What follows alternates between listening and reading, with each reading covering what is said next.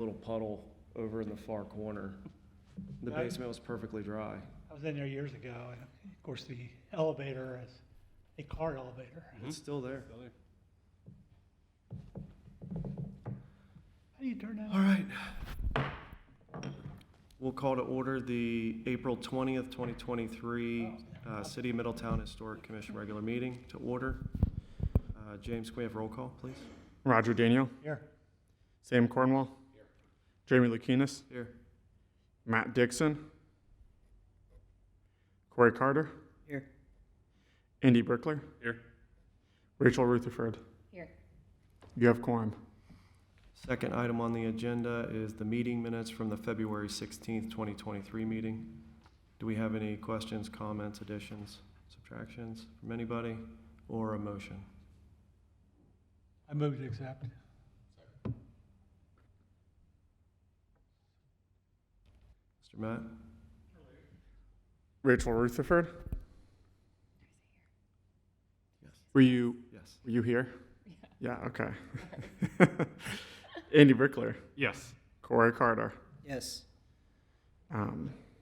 Jeremy Lukinas. Yes. Sam Cornwall. And Roger Daniel. Yes. Should I do the roll call again? Go back. Just ask if I'm here again. Matt Dixon, are you here? Yes. Okay. For the record, Matt Dixon has arrived. Also got it. One thing I want to note is before the meeting, I turned on all the microphones. Last two meetings, I don't know if they've been turned on, but doing meeting minutes have been kind of hard. I've been able to hear. So if the button is pushed out, they're on. As long as you guys haven't messed with them, I turn them on all beforehand. Item number 3 is a certificate of appropriateness for roof and decking replacement for 204 Highland Street. Staff report. So tonight before us, we have an issuance of a certificate of appropriateness for the replacement of the upper floor decking on the back half of the home. 204 Highland Street is a 2-story residential dwelling built in 1935 and located in the Highlands Historic District. As you remember, this is a continuation from the previous meeting.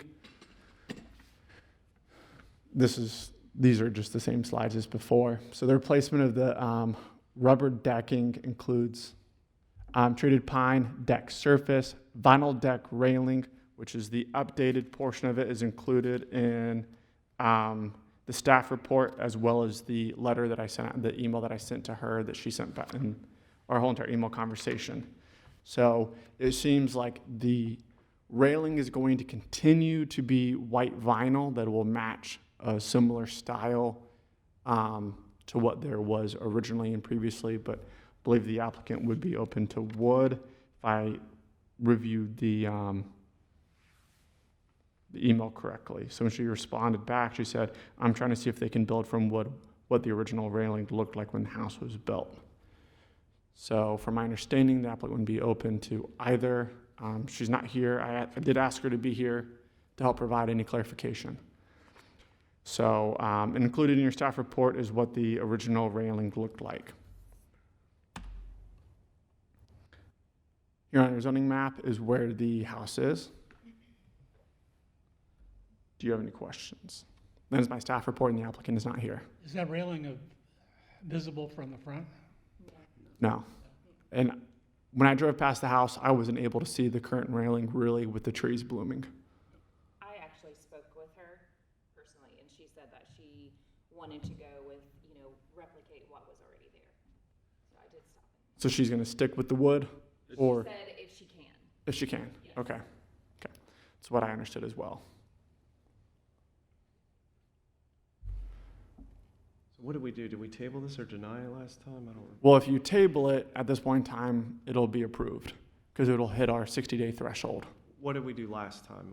Tabled it. We tabled it, and we asked for her to provide more information, and the information that I forwarded to you in the staff report was basically a conversation that her and I had, in which she states that she would like to build with white PVC railing, but it'd be an exact replica of what is currently there, and she's trying to see if someone could build it from wood, what the original railing looked like, and then she provided a picture of what the original railing looked like. So I I would say approve it with wood, and then if she has additional details about what can be done with PVC, she can file a certificate of appropriateness at that time. Is that a motion, Matt? Yeah. I'll second. Do I get to make motions? I'm not the chair. You don't have the, Yeah. you don't have the gavel. Correct. Rachel Rutherford, Yes. Andy Brickler, Yes. Corey Carter, Yes. Matt Dixon, Yes. Jamie Lukinas, Yes. Sam Cornwall, Yes. Roger Daniel. Yes. Which moves us on to item number 4, with great excitement, certificate of appropriateness for exterior remodel, 125 South Main Street. I see that we have Marty here. Can we have a staff report? Yes. So tonight before us, we have a certificate of appropriateness for the exterior remodel of 125 South Main Street. Labeled it as an exterior remodel because we have about 21 different items being proposed. 125 South Main Street was built in 1894 by George Schaefer in the Queen Anne style with classical influences. It served as the place of business for the American Red Cross Middletown chapter, then became a single-family home in 1996. So the applicant is proposing approximately 21 different items. I'll begin reading them. Remove a ham radio tower, remove vinyl windows and reinstall original windows or wood replacements. Remove all aluminum storm windows and rear storm door. Remove exterior conduits and cables. Replace rear porch steps. Install missing handrails on both back porches. Replace the south side door with an architectural salvage door. Install reconstruction of missing gable trim on the front porch. Repair and repaint exterior trim. Remove basement stairs and canopy. Install a basement window. Replace house roof with new slate look shadow line shingles and reline box gutters. Remove window air conditioner units. Install 2 new AC compressor units on the north side. Remove vents in the north basement windows and install new windows to match. Remove the majority of the rear yard blacktop. Remove the existing and install a new wooden privacy fence. Install a rear yard pergola. Install overhead garage door to replace existing side doors. Replace garage roof to match house shingles. Overlay portions of the asphalt parking lot with brick pavers. So I've included all the pictures and diagrams that was included in the application just for review. Please stop me if you have any questions. Kind of wood fence or fence is he looking to put up? I believe it is a 6-foot wooden dog-ear privacy fence.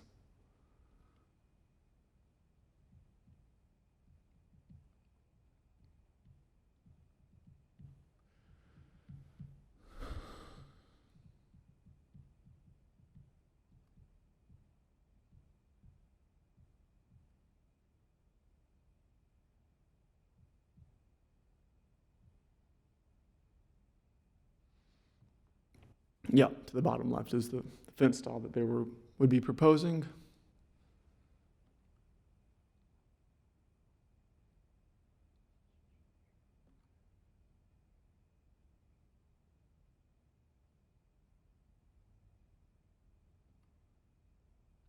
Here's a zoning map indicating that the property is within the UCS subdistrict. That ends my staff report. The applicant is here. Marty, do you have anything you want to come up and say?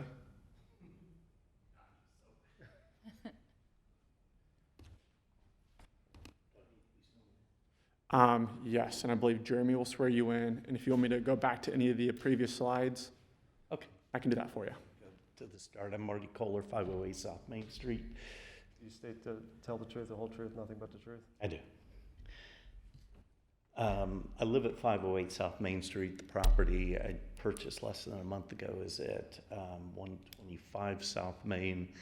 Could I get the first picture? This was built in 1894-ish by George Schaefer. He was Paul Sorg's manager of operations for his tobacco manufacturing. And it's actually called Classical Revival. There's nothing really Queen Anne about it because it has Corinthian columns, Ionic columns, the entablatures. Was it acroterium? Does anyone know where the acroterium is on this house? But up in the gables of the dormer windows, those little finials, those are acroterium, which are part of Greek and Roman architecture on temples. And it's got a lot of its original details, but it's just severely deteriorated. Actually, George Schaefer lived there for a long time. He died, his wife remarried, and she lived there up until 1956. And it was vacant for a while and then became the American Red Cross in 1960, and they were there until 1990. Fortunately, the American Red Cross made no modifications to the interior other than to do some office-y kind of stuff. It was sold to an individual in 1990 who lived there for about 20 years. It got run down to the point where she had to move out, and it just continued to go downhill. And about a year and a half ago, it went to sheriff's sale. A guy bought it as an investment property who immediately started stripping it. And he stripped a lot of the original, he took all the original plumbing fixtures out, they had combination gas electric fixtures still in the house. Those are all gone.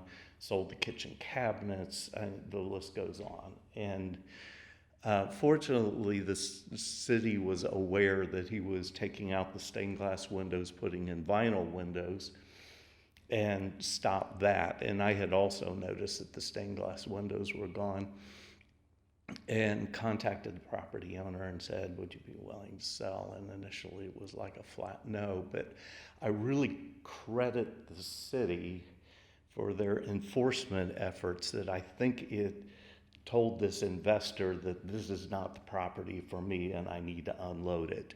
So he contacted me back and said, I'll meet your original price. And so we struck a deal. So I get this pile of bricks. And I hate to hit you with such a big list all at once, but I want to kind of fast track things and get some decisions made up front that are going to guide other renovation components. And one of the big ones in my mind was the slate roof. Classical Revival typically had tile roofs. This one's a little unusual. It has slate, but it's good because most of the slate roofs on South Main Street have been replaced with standard shingles. And it's really an integral part of the architecture of the house. And it kills me to think of losing the slate. So over the last couple of weeks since I submitted this application, I've been going back and forth between getting bids for shingle replacement versus slate. And slate's going to be extremely expensive. The guy that does most of my roofing work quoted me over 6 figures to put the slate back in shape. But the good thing is the previous owner, not the investor, but before that, had patched the leaks in the main part of the house. There was a lot of water damage inside the house, but that appears to have stopped. At least in the pouring rains, I'm not seeing deluges of water coming through the roof. The main damage is in the porch roofs, and that's, I think, kind of doable. I think I can buy, as a matter of fact, I've already ordered all the slate cutting and ripping and installing equipment to be able to repair the slate roof. So I'm kind of scratching that off the list for now. It's still going to be probably in the $20,000 range just to buy enough slate to fix the roof. That's what slate is like. But I'm thinking that's the direction I would like to head with this house. And so I'm kind of pulling the shingle item off the agenda for now.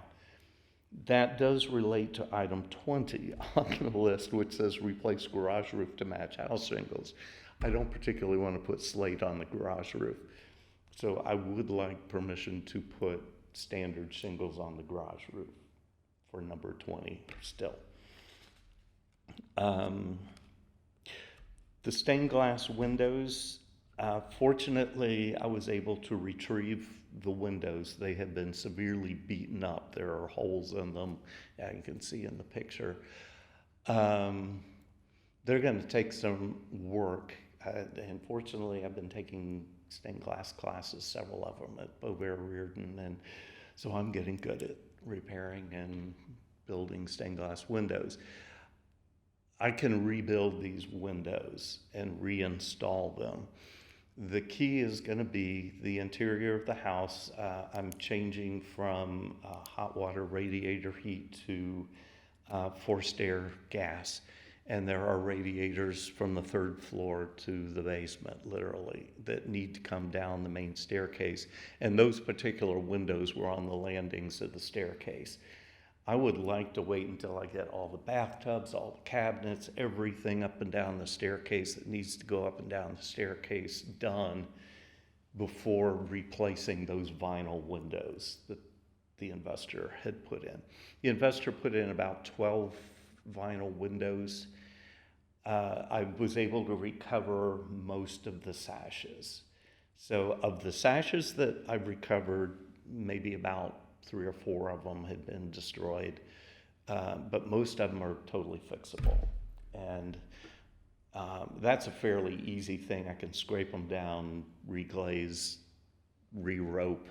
They tore out what's called the parting stops, just make new parting stops for them and get those done. But the stained glass windows, I'd like some leniency on time, and that's more of a code enforcement thing, to wait till kind of the end of the project and swap out those vinyl windows for the original stained glass if possible. Other than that, I'm trying to think if you would have questions over any of this. Huge priority is the back porch. That thing's about ready to fall in. I think this probably originally, the handrails on both sides of the porch, which I'm sure there were at one time, would have matched possibly that other back porch. I can get treated balusters almost exact to what's on that, and I can make the handrails and other stuff. It's kind of a killer if you put new handrails in. Those do not meet code for height. I will probably on the back porch, because that's all new, make them code height. I would like to just put those on the back porch to match the original, because I think it'll look goofy if I don't. And just call it a decorative rail or something to that effect. But yeah, that back porch needs serious rebuilding. The box gutters need redone. One of the things that ham radio tower, the homeless people were living there for the last 5 years or more. And there's heroin needles and garbage and just all kinds of stuff that I had to pull out of the house. But they were using that ham radio tower as a ladder to go up, and then they'd walk across the slate roof and break into the window over the back porch. So I really want to get that down, because I want to get the ladder out of the way. The rest of it is just trying to put stuff back together. The pergola in the backyard, there was a carport. There was a basement stairs. I think the Red Cross probably put that in. They made one of the basement rooms a big meeting room. It looks like that was originally a window that they had done. I don't need that basement stairs, and the canopy kind of looks trashy, so I'd like to just put that back the way it was. All the corbels up in top, somebody told me they were metal. One of the previous neighbors said she used to pick them up and store them, but I don't think I can get those back. But I have a neighbor who has a method of making rubber molds of an existing one and then making, what do you call it, epoxy replicas. I need about 20 of those. And by the way, those are acanthus leaves. That's a super Roman part of the classical revival architecture. The thing below it, those are called dentils. Those are classical revival. So this house architecturally really has it. The foundation is set up on giant blocks of limestone, which kind of looks like a temple base, which is, I think, just great. It's one of the few classical revival houses in Middletown. And I was trying to think of anything that was classical revival, and probably the only other thing I can think of is the Carnegie Library was a classical revival building. Next, I'm sorry. Slide. Oh, yeah, that just shows you what the porch roofs are kind of looking like. It never had central air conditioning, so it had window units all over the place, so I want to get rid of those. The compressor would be on the north side of the house that would feed the AC. The backyard is paved solid from the back of the house to the alley. It'd be nice to kind of make a nice garden, and that's the reason for the privacy fence too, is it's kind of open and public. The Methodist church is in the back, and you can see it from 2nd Avenue. I'd like to just close in that backyard and kind of have like the little secret garden.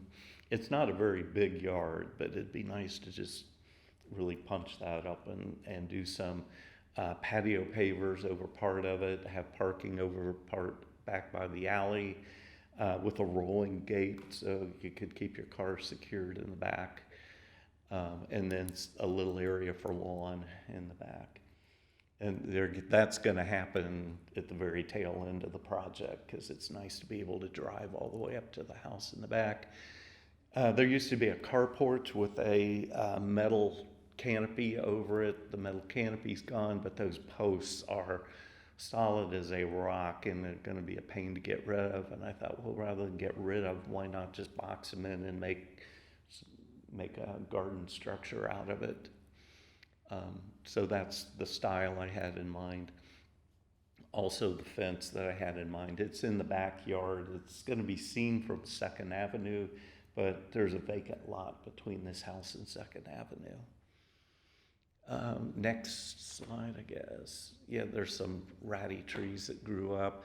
The garage, I hope, is structurally sound. Oddly enough, I have not even opened the garage since buying the house.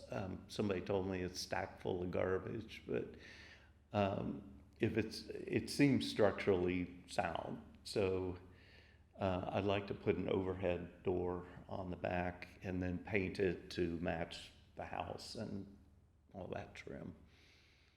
Next.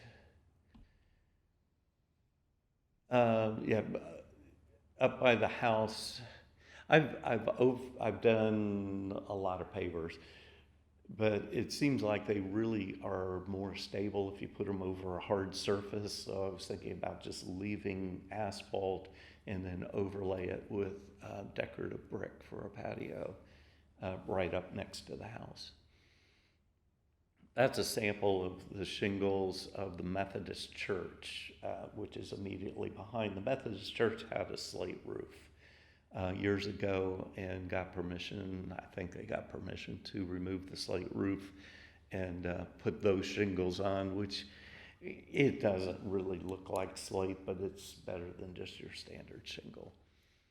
And depending on how this whole slate thing plays out, I may end up coming back and asking for those after all, just to let you know. And next slide, just see what's coming. Okay, that's it. I, again, apologize for throwing so much at you. If there's any questions, I'd be glad to answer. We're excited to see it. Yeah. If there's anybody that can pull it together, we know you can. Sounds like it's going to be beautiful. I hope so. I'd like to pay a compliment from James forward before everybody got here. He said this was his first historic commission application that was completely filled out, so. And I still feel like it was a little sketchy, but Are you gonna live in this town? no. You're not, okay. No, and That's what he says. here's the editorial stuff. I live on South Main. I love the neighborhood, but there are some houses in serious distress on South Main. And I've kind of been waiting. I've looked at several others that have gone to sheriff's sale recently that are just in horrible shape and need restoration, tender loving care. And there's not a lot of contractors out there who will take on projects. House flippers are like, the guy who I bought it from who said, all that beautiful trim. He's like, yeah, we're just going to put vinyl over all that. And we're not going to repair that. And it's like you're losing the architecture of South Main Street by doing that. And there's very few, like the up and coming young home buyers who are willing to take on massive renovation projects. And that's a challenge for this neighborhood as to what's going to happen just within the next year. There have been significant properties on Main Street go to sheriff's sale that I don't know what's going to happen to them. And I kind of fear that either some unscrupulous flipper, well, I'm kind of now a flipper myself, but is going to do horrible things to them, or they're going to get demolished. And I don't want to see that happen on South Main. I respect that. Thanks. Thanks, Marty.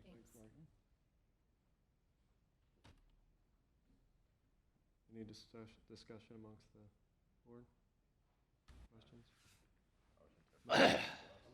I'll make a motion to approve as submitted minus the roof and table that.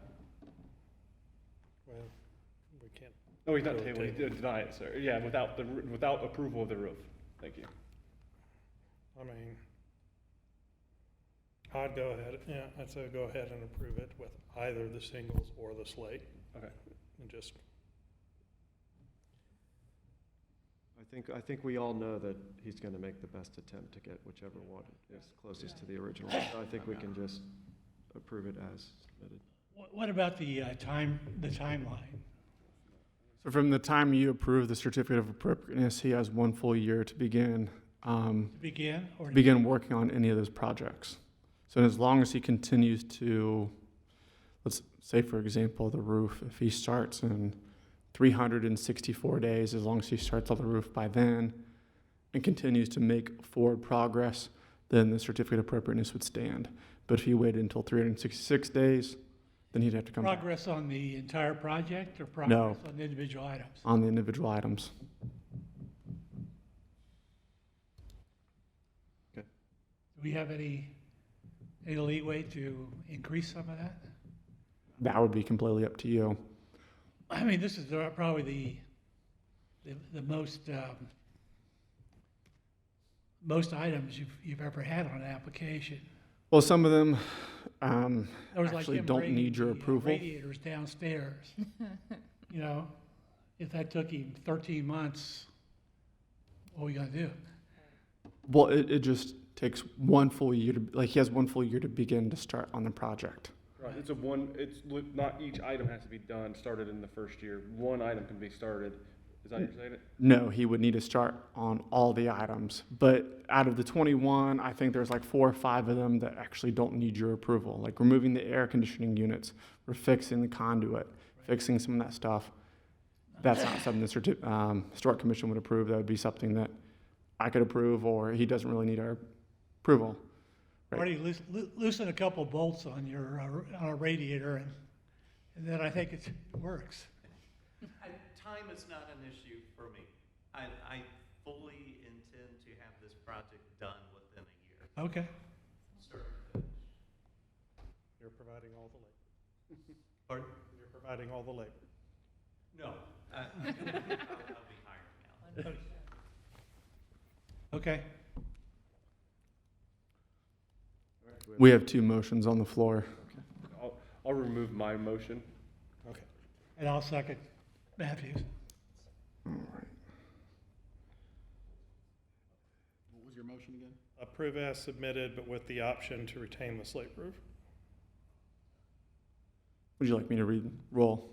Yes. Okay. Roger Daniel, Yes, Sam Cornwall, Yes. Jeremy Lukinas, Yes. Matt Dixon, Yes. Roy Carter, Yes. Andy Brickler, Yes. Rachel Rutherford. Yes. Thank you. You're welcome. We appreciate, thank Send you you. an outcome letter. Yes. Can we, James, can you forward his letter to code enforcement Yeah, so that they'll stop while he's working on it? absolutely. Thanks. Okay.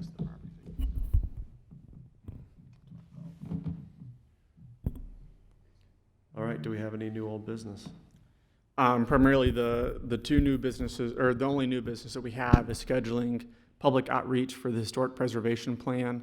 I'm still trying to nail down a time that'll work for both our consultant and work for you.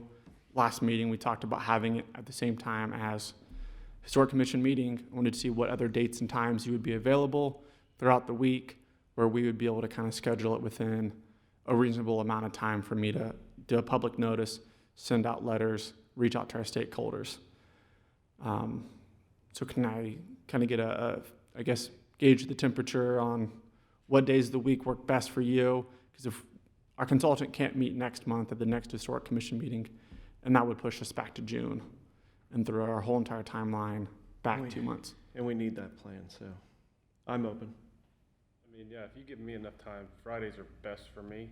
Okay. I'm already in town. But if we're talking a month out, I can make that work during the day.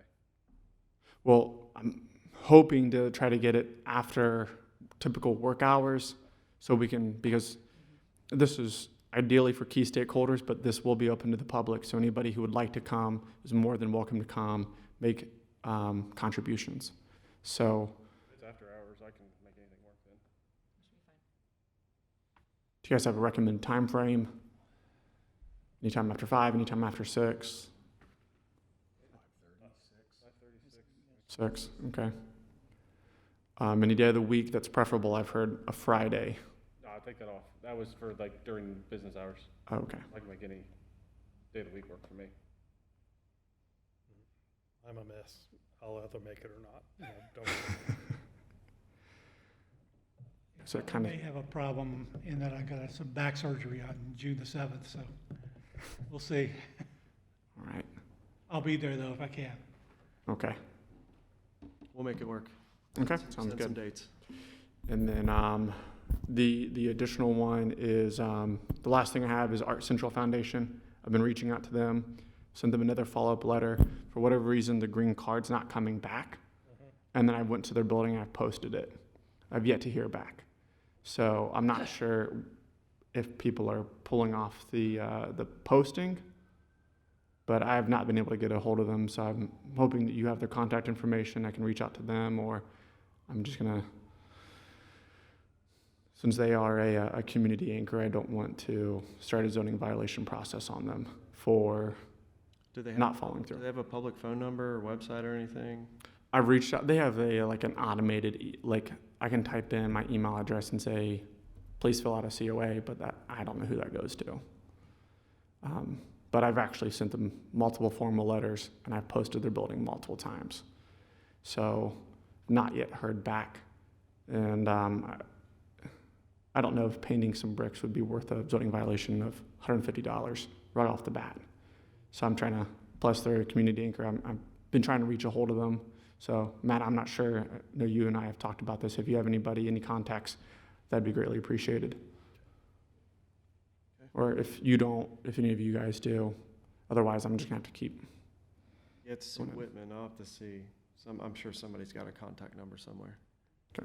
I probably got a phone number someplace. I saw her at Olive Garden last week. Thank you. And that was I mean, we did have other properties that you sent me to, but we figured out what was going on with 2700 Central.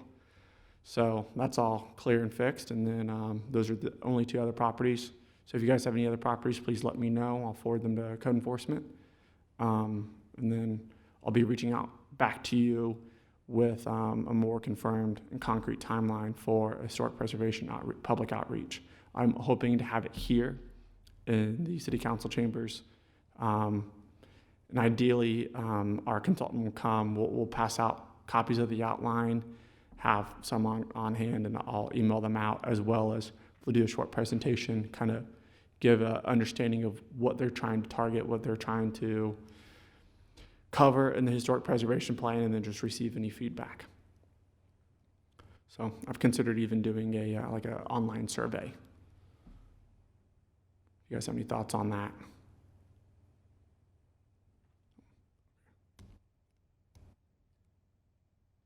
Okay. Lots of thoughts. Is that all for new old business? Yes. So I will add, as we were talking about before, everybody walked in here. It's hit the papers that Wayland Ventures is going to be working on the Manchester. And I see that we have Mayor Condrey in the room. Would you like to give us a 5-minute briefing on what you know about the deal? Thank you.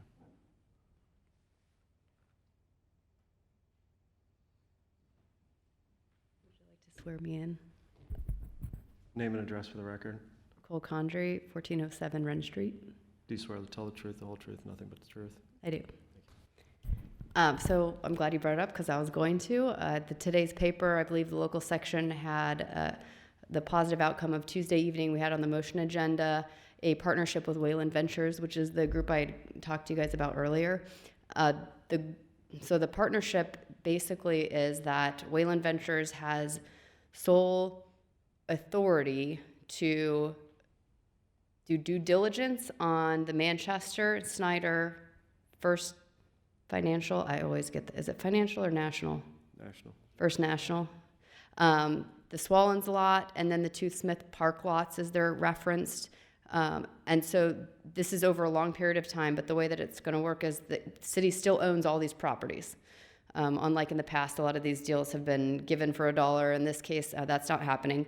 But they're going to get the authority to do all their due diligence they want, and they're going to start with Manchester Snyder. So they have 12 months to do due diligence on Manchester Snyder. The city has given them the authority to apply for historic tax credits on behalf of the city, since they're the property owner.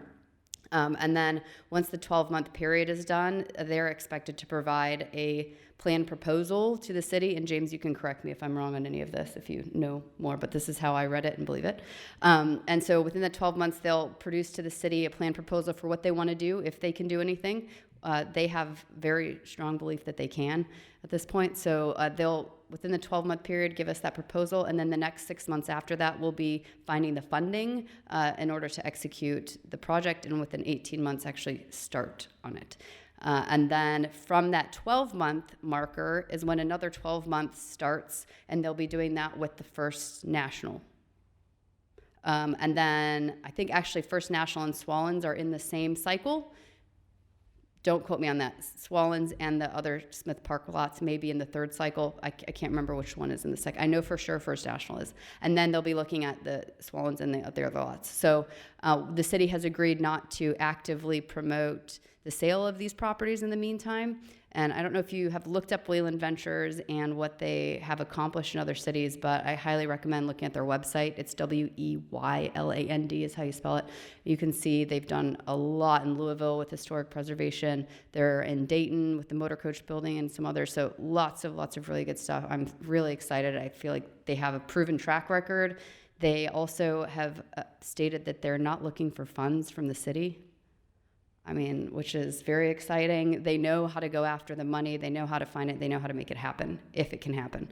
So this is, I mean, for Middletown, probably the most historic, I think, movement forward we'd have in a long time on our historic buildings and properties. They're also going to help the city look at the infrastructure layout of downtown itself and how we might be able to best utilize that just for an overall cohesive plan. Do you guys have any questions about it?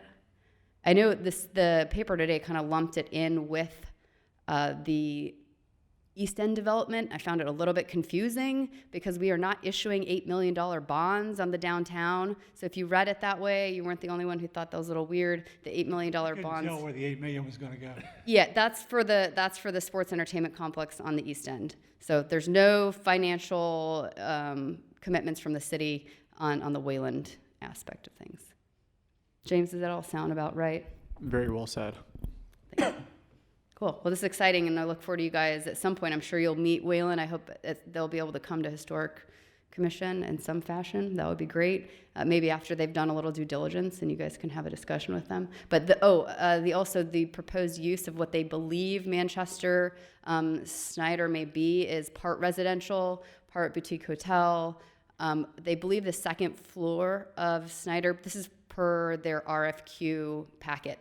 Second floor of Snyder may be residential, maybe brewery of some sort. They're not sure about that part of it, but mixed use overall, and definitely some owner-occupied residential. That's what I heard, but we'll see.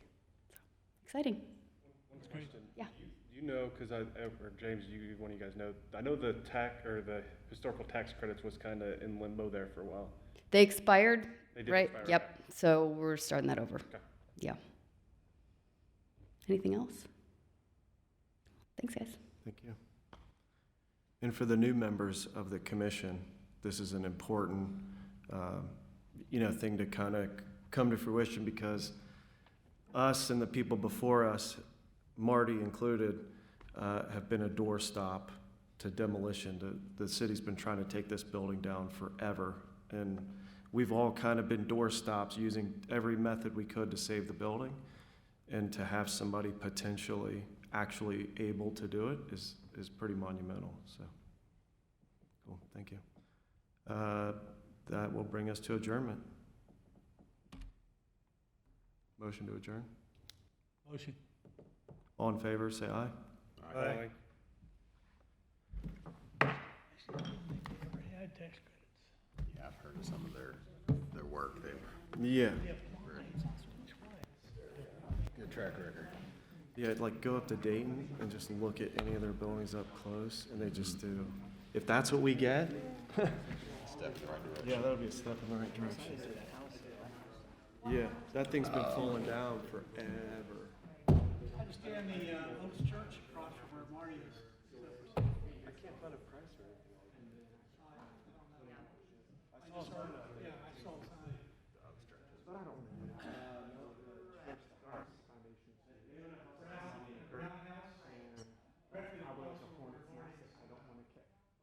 Oh, yeah. Especially because we want them to work with